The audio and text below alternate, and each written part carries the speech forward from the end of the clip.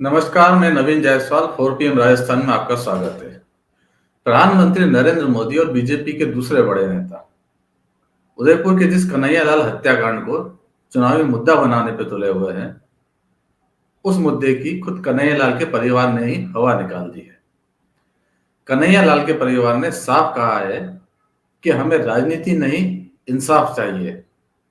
कन्हैयालाल के परिवार ने सवाल उठाए हैं कि जब इस मामले की जांच एनआईए कर रही है और एनआईए केंद्र की एजेंसी है, तो फिर देरी क्यों हो रही है? कन्हैयालाल के हत्यारों को फांसी की सजा अब तक नहीं मिली है। आज इस वीडियो में हम इसी पर बात करेंगे।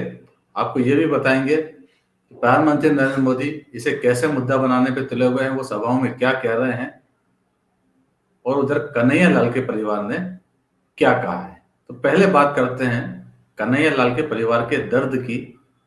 चुनाव अपनी जगह है, चुनाव में मुद्दा बन रहा है। बीजेपी और कांग्रेस दोनों एक दूसरे को उसको लेकर हमलावर हैं एक दूसरे के ऊपर, लेकिन बीच में कन्हैयालाल का परिवार भी है, उसका दर्द अपनी जगह है।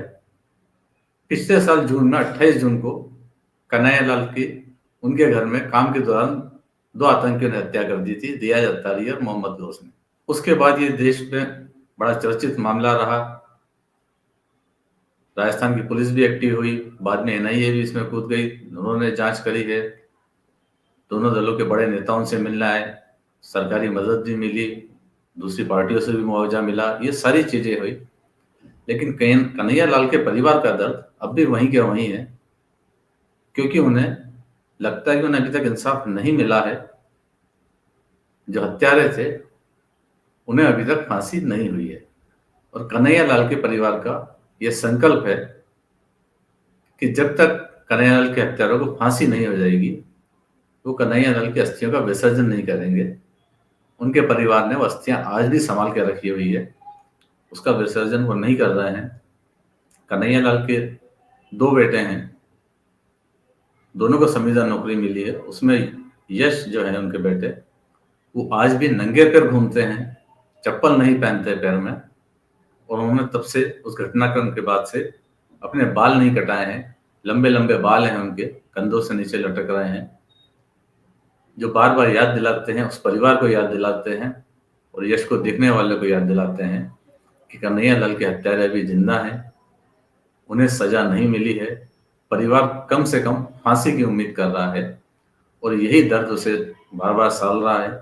इस दर्द के साथ वो जी रहे हैं, लेकिन इस दर्द को बढ़ा दिया है राजस्थान के चुनाव ने, क्योंकि राजस्थान के चुनाव में इसे एक बड़ा मुद्दा बनाने की कोशिश की जा रही है। प्रधानमंत्री नरेंद्र मोदी कई बार सभाओं में आए हैं, वो सभाओं के अंदर इस मुद्दे का जिक्र करते रहे हैं।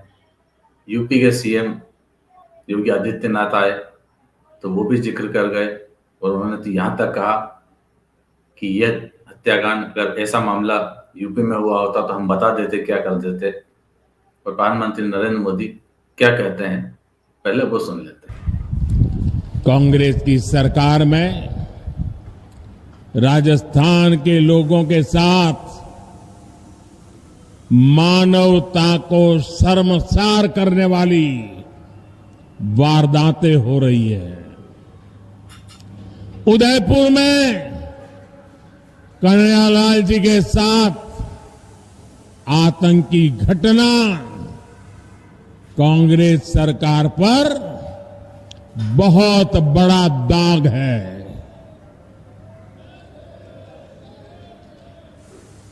ऐसी जघन्य वारदात उदयपुर में इसलिए हुई क्योंकि यहां आतंकियों के साथ सहानुभूति रखने वाली कांग्रेस की सरकार है।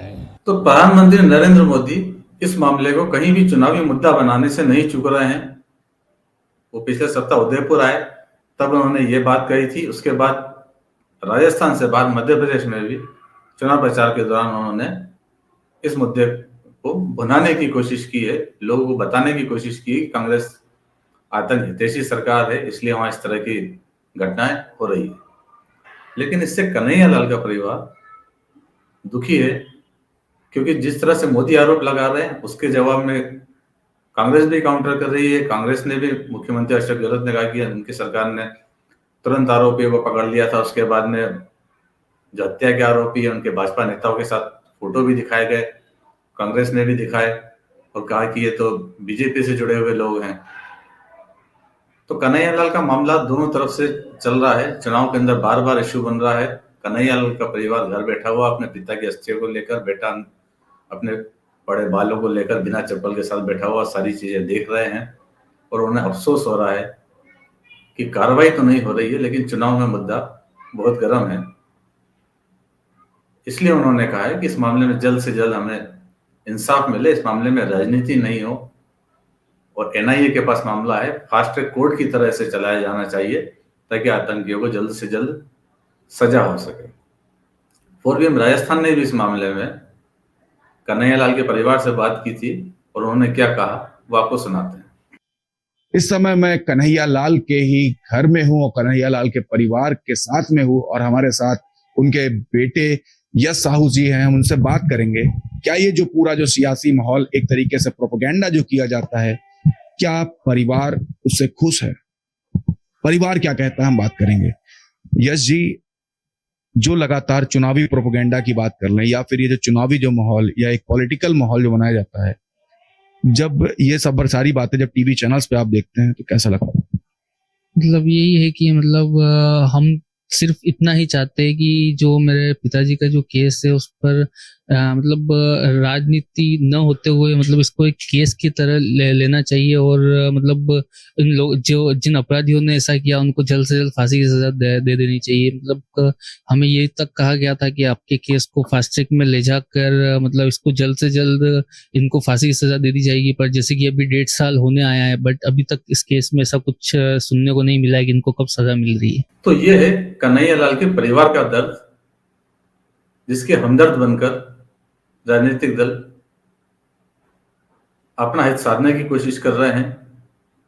इस मुद्दे को चुनावी मुद्दा बनाकर वोट हासिल करने की कोशिश कर रहे हैं और शायद 25 नवंबर के बाद जब राजस्थान में वोटिंग हो जाएगी, शायद नेताओं की जुबान पर कन्हैयालाल हत्याकांड की जगह कोई दूसरा मामला होगा। कन्हैयालाल हत्याकांड को शायद वो भूल चुके होंगे और एनआईए की कोर्ट में ये मामला चलता रहेगा।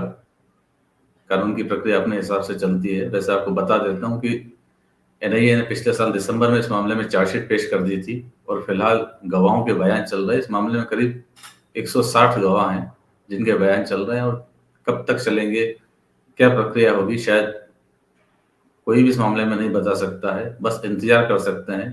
कन्हैयालाल का परिवार इंतजार कर रहा है, उनकी अस्थियां लेकर इंतजार कर रहा है, बेटा अपने नंगे पैरों के साथ इंतजार कर रहा है, बेटा अपने बढ़े हुए बालों के साथ इंतजार कर रहा है। और फिलहाल चुनाव है तो उनके दर्द से ज्यादा उस भय और आतंक के माहौल को दिखाने की कोशिश ज्यादा हो रही है, जिसके नाम पर चुनावी मुद्दा बनाकर राजस्थान में सत्ता हासिल की जा सके। फिलहाल इस वीडियो में इतना ही। अंत में एक बार फिर आपसे ये कहना है कि 4PM राजस्थान को ज्यादा से ज्यादा सब्सक्राइब करें, उस वीडियो के लिंक को ज्यादा से ज्यादा शेयर करें ताकि हमारी खबरें लोगों तक पहुंच सके। नमस्कार।